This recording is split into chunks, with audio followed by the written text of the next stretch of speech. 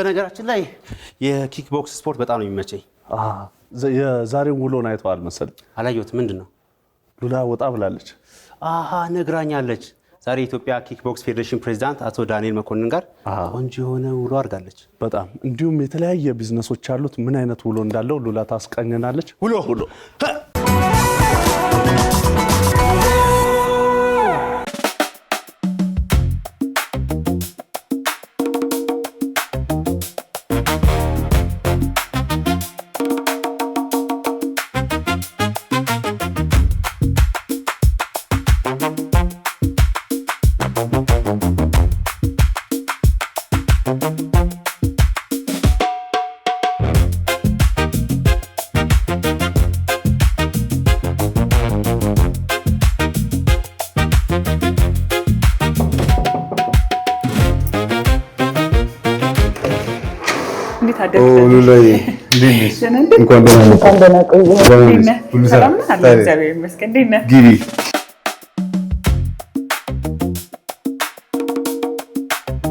ዛሬ ከኛ ጋር ትይል? አዎ ደህና ነሽ? ዛሬ ቦክሱም አይቀርም ምንም አይቀርም። ደግሞ ሰዎች እንዲያውቁ ዳንኤል መኮንን የኪክ ቦክሲንግ ፌዴሬሽን ፕሬዝዳንት ነህ። ከዛ ደግሞ የተለያዩ ስራዎችንም ትሰራለህ። ግን እስቲ ከራስህ አንደበት ስለ ዳንኤል አስተዋውቀን።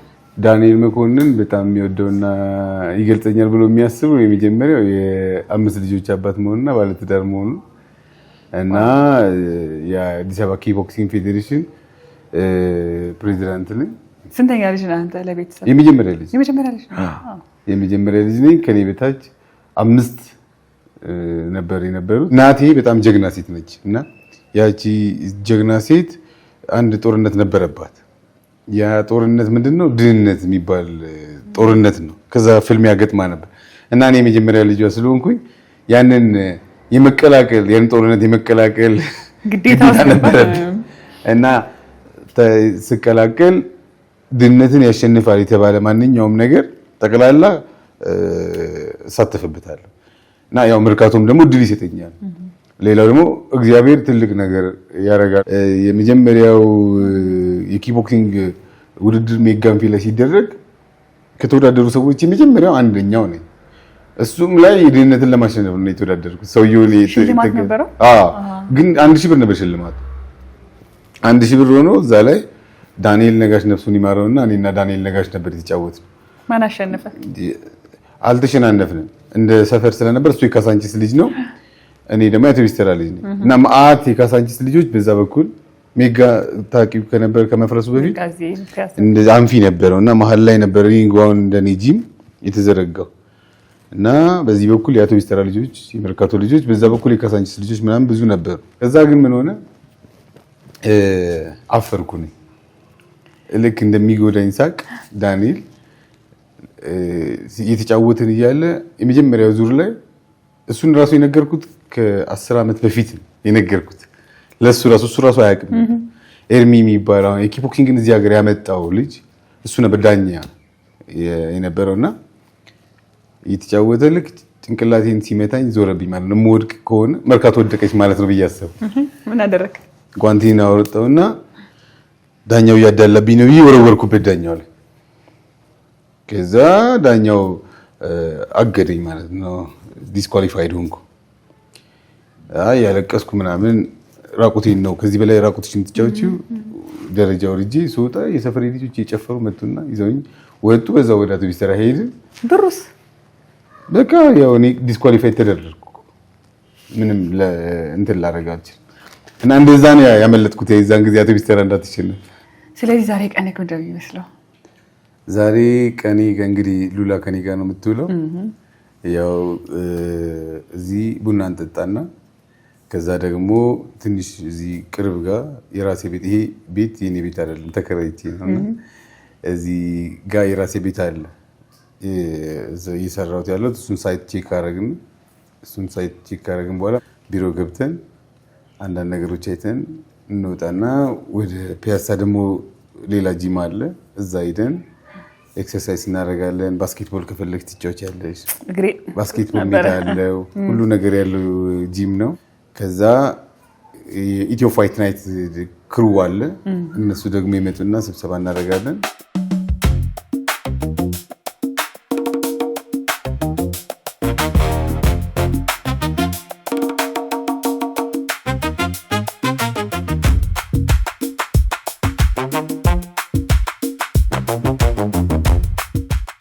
የምትወደው ቁርስ ምንድን ነው? ጨጨብሳ በላለሁ፣ ገንፎ በላለሁ፣ ቡላ በላለሁ። እንቁላል ደግሞ ብዙ ጊዜ ከስፖርተኛ የማይጠፋ ምግብ ነው። እንቁላል እንደውም አልበላም ምን ያህል እውነት? ያው እና ግዴታ ነው ይመስለኝ ስፖርት ለሚሰራ ሰው። ፍርፍር በላለሁ እና ጠዋት ላይ እንደዚህ በጣም ወደ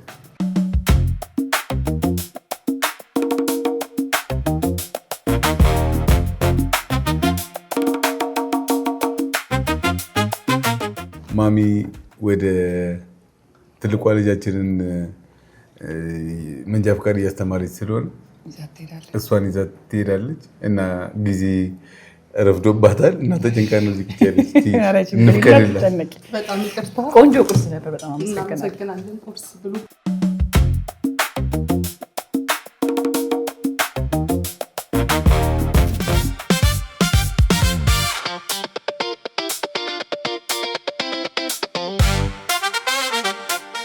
በጣም ነው ይሄን ሰፈር የምወደው።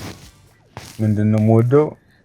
ምንም ክራውድ የለም፣ እይታ የለም፣ ጸጥ ያለ ሰፈር ነው እና ሚስቴም እዚህ ሰፈር ልጅ ነች። ስለዚህ ብዙ ነገር በፈለግሽው መንገድ መኪና ስትወጪ እሱ የመጀመሪያው፣ ለስራዎቼ ደግሞ ለሁሉም ቅርብ ነው።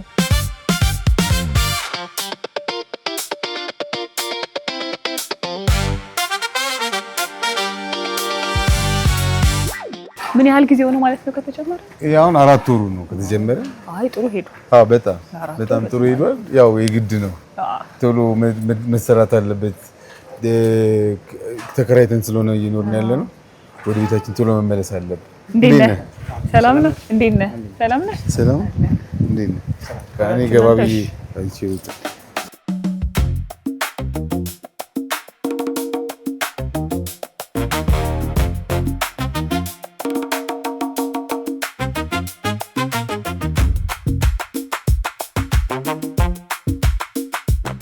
ሳየው በጣም ሶሻል ላይፍህ አሪፍ ይመስለኛል። አሁን የነበርክበት ሰፈር ስለነበርን በዚህ ላንሳውና እቁብ እድር ምናምን አለ አለኝ።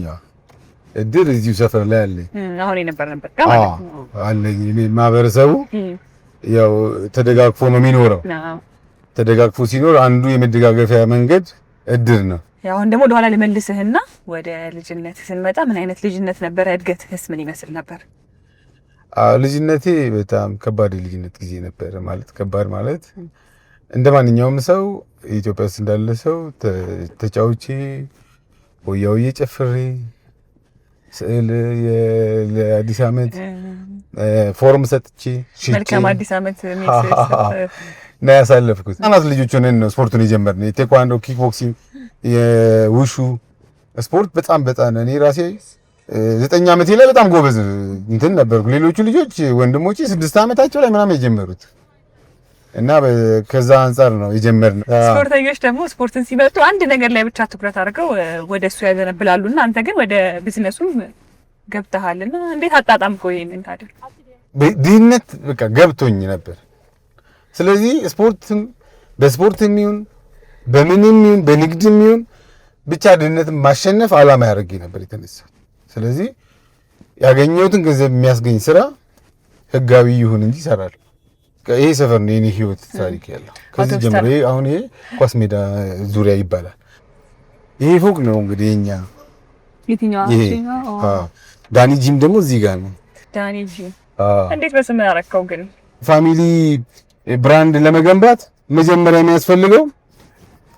አንድ ሰው የሚያስፈልገው የራሱን ስም መገንባት አለበት ብዬ አምናለሁ። እንዴት ናችሁ? ሁሉ ሰላም ነው? ደህና ናችሁ? ሰላም ነው? አለሁ።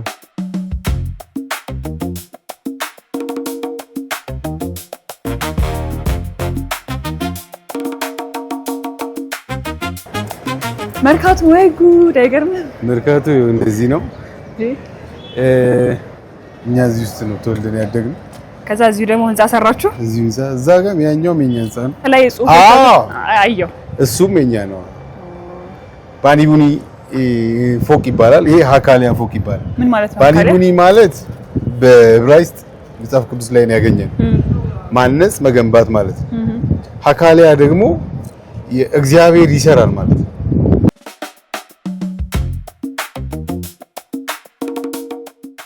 እዚህ ተከራዮች ነው ያሉት ጠቅላላ። እኛ የምንሰራበት ነገር የለም። ሙሉ ለሙሉ ተከራይ ነው። እኛ የለንበት አከራይ ስለሆነ የተከራየውን ዶክሜንት እናያለን። ተከራዮች ቅሬታ ካላቸው ሱፐርቪዥን እንሰራለን። በአብዛኛው የሚገኘው ዶሮ እርባታ ዶም ስለሆነ ነው እሱ። አንደኛ ወዷል፣ ሁለተኛ ፍራንክ ብዙ የሚሰጠኝ እሱ ነው። ሌሎቹ ብዙ ነገር ጣጣ አለባቸው። እሱ ከእንቅልፌ ስነሳ ልክ ስነሳ አሁን ስንት ሺህ ዶሮ አለኝ? 11 ሺህ ዶሮ አለኝ። ስንት ወልደዋል? አሁን ዛሬ ልክ ስነሳ 9 ሺህ ምናምን እንቁላል እንደማገኝ አውቃለሁ። ስለዚህ የእሱን ብር በቃ ንጹህ ገንዘቤ ነው። ሁለተኛ ዶሮ እርባታ በጣም በልፋት ማስተር ያደረኩት ስራ ነው። ራሴ ቦቲ ጫማ አድርጌ ምን ብዬ ኮፍያ እያደረኩ እየገባሁ ሰራተኛ እያሰለጠንኩ ገብቼ ምንም ዶሮ ከማይረባበት ሰፈር ነው። ያው እግዚአብሔር ሪቬል ያደርግልሻል አንቺ ሊባርክሽ ሲፈልግ።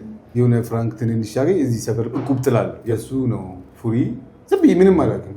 መጀመሪያ ደብረ ዘይት ሄድኩና የአንድ ወር ስልጠና የኢትዮጵያ የቬተርነሪ ኢንስቲትዩት የእንስሳት ሕክምና ስልጠና አዘጋጅቶ ለ15 ሰው ይሰጣል። አንዱን የ15 ሰው ስልጠና 210 ብር ከፍዬ ተመዘገብኩ ማለት ነው። ሲሄድ ከዛ በፊት ስለ ዶሮ ስራ ምናምን ሰማለሁ። ይሄ ነገር እንደዚህ ነው የሚለው ሳየው የሆነ በትምህርት ደረጃ የሆነ ነገር ከወሰድኩት ምስጥ ብዬ ስለሚሄድ በጣም ነው የምወደውና ይገባኝ። ልክ ዶሮንም እንደዛ ሲያስተምሩ በትምህርት ስታገኙ በጣም ደስ ይችላል። ያንን ብር ይዤ እዛ ሂጂ ቦታ ገዛውና የዛን ጊዜ 400 ካሬ በ74 ሺህ ብር ነበር የገዛው። ዶሮን ጀመርኩ ማለት ነው። ግን ቲዮሪው አይደለም ያሰለጠኝ። ስራ ውስጥ ስገባ ስከስር ሲሞቱብኝ ሳድን ሳሳክም ሐኪሞቹ የሚሰጡኝን እያስፈራ ራሴ ሐኪሙ እዛ ግን በአንድ አመት ውስጥ ከፍተኛ የሆነ ለውጥ አሳየው። ከፍተኛ በቃ የማይገመት ለውጥ። ገንዘቡም መጣ፣ ስራውንም ለመድኩት በቃ። ከዛ በኋላ ነው ይሄ ህንጻ የተሰራው? አዎ ከዛ በኋላ። ስለዚህ ዶሮዎቹ ባለውለታዎች ናቸው። በጣም ስፖርት እና ዶሮ በጣም ባለውለታዎች ናቸው። ደግሞ እኮ ስለ ስፖርተኛ ደግሞ ዶሮ በቢዝነስ ብቻ አይደለም በምግብም ባለውለታ ነው አይደል? ተሳስቻለሁ። እና ዶሮ ደግሞ ወደ ለዛ ነው በሰራውለት ልክ ይከፍለኝ። ሁለተኛ ከእንቅልፌ ስነሳ ከየትኛውም ስራ ከእንቅልፌ ስትነሽ የምታገኙ ብር የለም።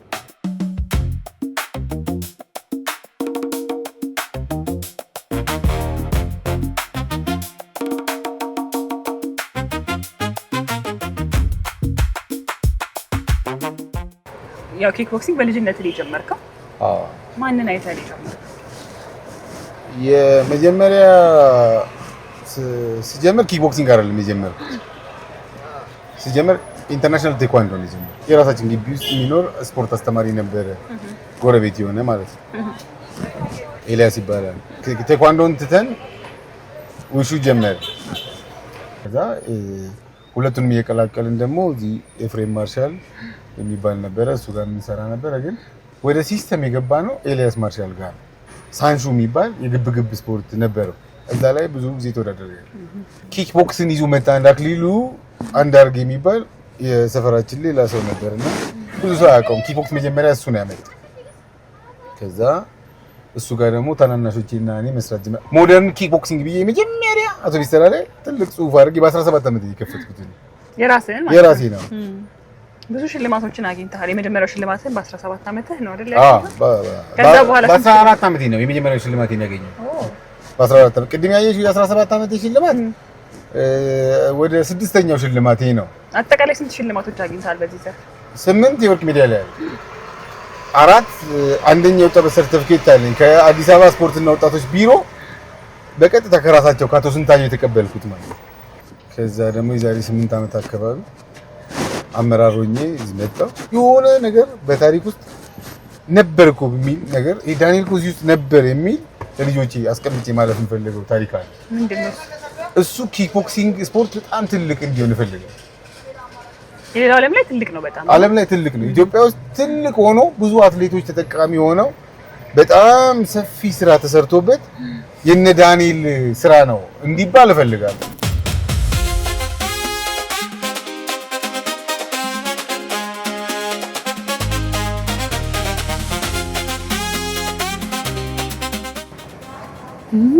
በጣም ትልቅ ነው። አዎ ይሄ ሙሉ እንግዲህ የኔ ኤፍዳን ጂም አካል ነው። ሙሉ ለሙሉ ባስኬትቦል ሜዳው ጂሙ ካፌው፣ ቪአይፒ ጂሙ፣ ሲቹዌሽን ሩም፣ ኪክ ቦክሲንግ እዚሁ አለ። ኪክ ቦክሲንግ፣ ሞይታይ፣ ኤሮቢክስ፣ ቦክስ አለ። እነዚህ ሁሉ አሉ። አሪፍ ነው እንግዲህ ስራ ቦታና እንቅስቃሴ መስሪያ ቦታ አንድ ላይ ሲሆን በጣም ጊዜህን በደንብ እንድትጠቀም ያግዛል። በጣም በተለይ ደግሞ አሁን ኢትዮ ፋይት ናይትን ቢሮ እዚህ ነው እና በአብዛኛው ማታ ማታ ትልቁን ጊዜ የሚወስድብንና ቢዚ የሚያደርገን እሱ ስለሆነ ስብሰባችን በጣም እዚሁ ነው የምናደርገው። ልምምዱም እዚሁ ነው። ልምምዱም እዚህ ሁለት ጂሞች ነው ያሉት፣ አጋር ጂሞች። ኢትዮ ፋይት ናይት እዚህ አለ፣ ኢትዮ ፋይት ናይት ላፍቶ ሞል አለ እና ሁሉም ይመጣሉ። ዮኒ ቬጋስ፣ ዩናይትድ አፍሪካ ኤምኤምኤ፣ ገራሚ ኢቨንት ይመጡና አዘጋጆቹ በአጠቃላይ አዲስ አበባ ኪክ ቦክሲንግ ሁላችንም እንመጣለን። እነዚህ የተሳሉ ነው። ለዛ ነው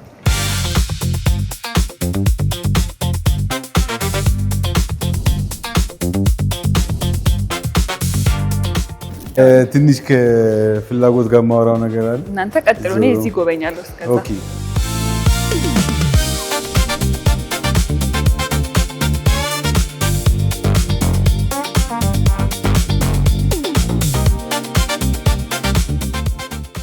እነዚህ ውድ ማሽኖች እና በጣም ጠንካራ ማሽኖች ናቸው። ምንድነው ጥቅማቸው መሰለሽ? ካርዲዮ እያንዳንዱን ካሎሪ ሉዝ ያረግሽውን ልክ እንደ መሮጫ ማለት ይነግሩሻል። የልብ ምትሽን ሁሉ ነገር የሚነግርሽ ነው። ማውንቴን ማድረግ ይቻላል። ዳገት ይሆናል፣ ቁልቁለት ይሆናል። በጣም ምርጥ ማሽኖች ናቸው። ይሄ የክብሮም ተፋላሚ በዚህ ሰዓት እዚህ ትሬኒንግ የሚያደርግበት ሰዓት ለፋይት ናይቱ ማለት ነው። ለፋይት ናይቱ እንዴት ናችሁ? እንዴት ናችሁ? ሁሉ ሰላም ነው? ዝግጅት እንዴት ነው? ሳሚና ማን ናቸው? ክብሮም ከጣሊያን የሚመጣው የሳሚ ተፋላሚ ነው። እንጋጠም እንዴ? ሳሚ ሞክር ከሳሚ ጋር ዛሬ እንግዲህ ታየዋለሽ በደንብ። አይ ከኔ ጋርስ ምን ነው ዝም አልክ? ዳኒ አይ ይቅርብሽ። ላይ ምን መሰለሽ፣ አይ ገድልህ ብዙ ነገሮች አሉ። አንደኛ መደራደር አለብሽ። ሽልማቱ ስንት ነው? በስንት ሚሊዮን ብር ነው ከሳሚ ጋር መፋለመው? ሁለተኛም አውቃ ተሸነፍልኝ እገጥምሃለሁ ማለት አለብኝ።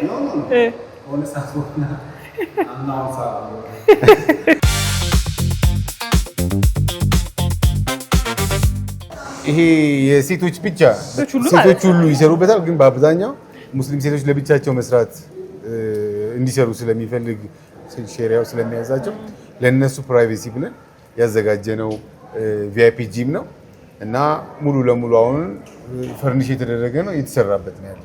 ሲከፈት እንመጣለን ወደዚህ። ትመጣላችሁ፣ ይመለከታል። አሁን ደግሞ እኔ ትንሽ ስፖርት መስራት አለብኝ። ወደ ስፖርት ልገባ ነው። ቦክስ ልትመጪ ደስ ይለኝ ነበር፣ ምክንያቱም ብዙ ጊዜ ስለምትመጪ። ግን በአንድ እግር አይቻል ይቻላል። በእጅሽ እኮ ነው የምትመጪ እኮ። በእጅ ልሞክራ ሞክሪያለሁ። በዚህ መሆን ይችላል። በጃኬቴ ምናምን ችግር የለም። አይደለም እንትን እናመጣለን፣ ትጥቅ ማምጣት እንችላለን።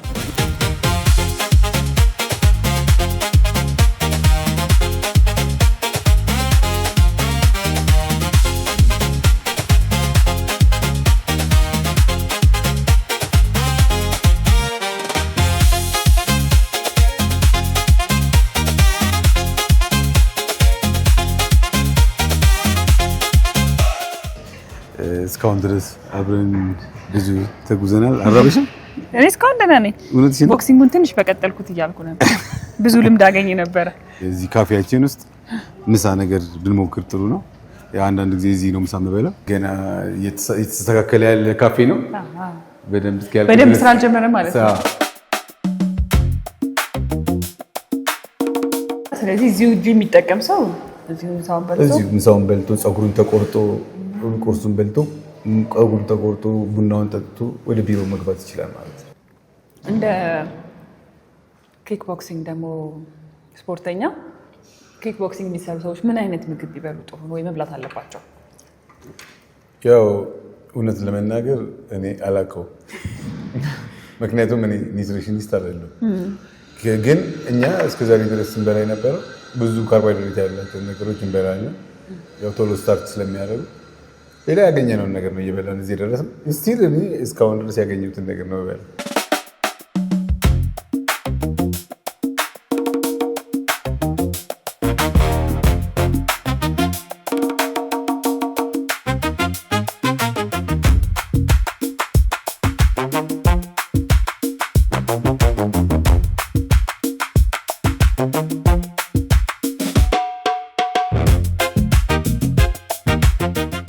ከምሳ በኋላ ቀጣይ ምንድነው ነው እንጂ ያው ቀጣይ እየደወሉልኝ ነው ኢትዮ ፋይት ናይቶች ከዚህ ሰዓት በኋላ ደግሞ ስብሰባ ይኖራል። ሁሉ ጊዜ ነው የምናደርገው። ወደዛ ስብሰባ እንሄዳለን። እንደውም በዛው አብረን ስብሰባ እሱንማ እሰማለሁ፣ ይመለከተኛል። አንተ ስትበሳጭ ምን ነው የምታደርገው? እኔ ስበሳጭ የተበሳጨሁበት ሁኔታ ነው የሚወስነው። በጣም ብትናደድ? በጣም ስናደድ የማደርገው ከድሮ ጀምሮ የማደርገው ነገር ምንድነው ያናደደኝን አካል ማጥቃት ነው። ቦክሲንግ እኮ ደግሞ አንገር ማኔጅ ለማድረግ ወይ ንዴታችንን ለመቆጣጠር ይረዳል ይባላል። እሱ አልጠቀመም?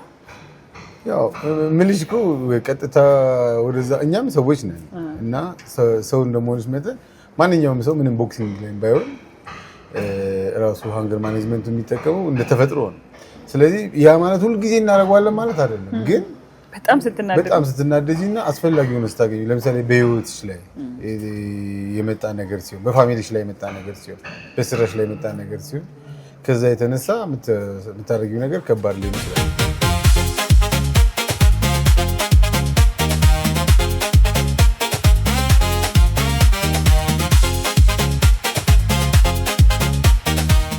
የሚዲያ አጋራችን ኢቢኤስ ዛሬ ከኔ ጋር ነበር የዋለው እና ውሎዬ ምን እንደሚመስል አብረን ስንውል አንዱ ውሎዬ ከኢትዮ ፋይት ናይቶች ጋር ከ10 ሰዓት በኋላ ያለንን ጊዜ ሁል ጊዜ በጋራ እንደምናሳልፍና ስብሰባ ላይ ተጠምደን እንደምንውል ሉላዬ እንድታይልን ፈልጌ ይዣት መጥቻለሁ እና እኛንም ስለሚመለከተን ነው። እኛም እኮ ኢቢኤስ ቴሌቪዥን ስለሆነ የሚዲያ አጋር ነው። ከዚህ በኋላ ከ10 ሰዓት በኋላ ውሎሽ ከኛ ጋር ነው ማለት ነው። ያለውን ፕሮግረስን በዛው እንሰማለን። ያው ባለፈው ሳምንት የተወሰኑትን ነገሮች ስላነሳችሁ ከዛ በኋላ ደግሞ ፕሮግረስ ካለ በዛው በሰባ ደስ ይለኛል። እኔ አክቹአሊ ዛሬ ዳኒንም የፈለግነው ምንድነው አንዳንድ ነገሮችን ጨርሰን አትሌቶቻችንን ወደ ካምፕ ለማስገባት ዝግጅት ጨርሰናል። ወደ አርባ ምንጭ ጉዞ ይኖረናል ማለት ነው አይደል? ወደ ፓራዳይዝ ሎጅ። ስለዚህ ካምፕ ሊገቡ ነው ለውድድሩ ዝግጅት። ሁሉም ናቸው የሚገቡት? ሁሉም። ኤምኤምኤ ፋይት ወይ ቦክሲንግ ውድድር ሲባል የምንጠብቀው የሰውነት አቋም አለ። አሁን እኔ ስለማልረዳው ለተመልካችም ግልጽ ለማድረግ ይሄ ትልቅ እጅ ያለው ምናምን ሰው ነው ቦክስ የሚወዳደሩ ይመስላል። አሁን ሳያቸው ፊት ናቸው ግን ቀጠንጠን አሉብኝ። ውድድሩ እንደዚህ አይነት አቋም ነው የሚፈልገው? ያው ምንድነው ውድድሮች በካታጎሪ ይኖራቸዋል አይደለ? የየኪሎ እንትን አላቸውና ለምሳሌ በ54 ኪሎ የሚጫወታል 58 60 እያለ እስከ 100 ድረስ ከዛም በላይ የሚጫወቱ ሊኖሩ ይችላሉ። እና ምንድነው እንደ ሰውነት አቋማቸው ይወስነዋል። የአዲስ አበባ ኪክ ቦክሲንግ ፌዴሬሽን ፕሬዚዳንትነት ደግሞ ስትጀምር የነበረውን ታውቀዋለህ። አሁን ደግሞ ምን ትጠብቃለህ ከዚህ ውድድር? ከዚህ ውድድር ብዙ ነገር ነው የምጠብቀው። ለዛም ነው በጣም የታገልኩበት ያለ። የመጀመሪያው የምጠብቀው የኛ አትሌቶች እስከዛሬ ድረስ በጣም ብዙ ዋጋ የከፈሉ በባዶ ሲከፍሉ የነበረው ዛሬ የገንዘብ ሽልማት ተሰጥቷቸው ኢንተርናሽናል ቤልት አግኝተው ዓለም አቀፍ ተወዳዳሪ የሚሆኑበት እድል ሊፈጠር ስለሆነ ቀኑ ርቆብኝ በጣም በጉጉት ነው የምጠብቀው። እኔ ሆንኩ አላልክም? እንዳውም እነሱ ራሱ እንቅልፍ አጥተዋል። በቀን 2 ትሬኒንግ የሚሰራ ሰው አለ። ይህንን ውድድር አይደለም ዋናው ግቡ አድርጉ የሚሰራ ከውድድሩ በስተጀርባ የተመዘገበ ቤልት አለ። ዓለም አቀፍ ተወዳዳሪ ሊያደርገው የሚችል እንደነ ቢኒያም እንደነ ክብሮም ሊሆን የሚችልበት እድል ሊፈጠርለት እሱን በጉጉት የሚጠብቅ አትሌት ብዙ አለና ያ ህልሙ ነው። በቃ የትም ሀገር ሂዶ መወዳደር ይችላል ከዛ በኋላ እና እሱ እኔንም በጣም ያጓጓኛል። አንደኛ እኔ ባለሁበት ሰዓት እኔ በምመራበት ሰዓት እንደዚህ አይነት ልጆች መውጣታቸው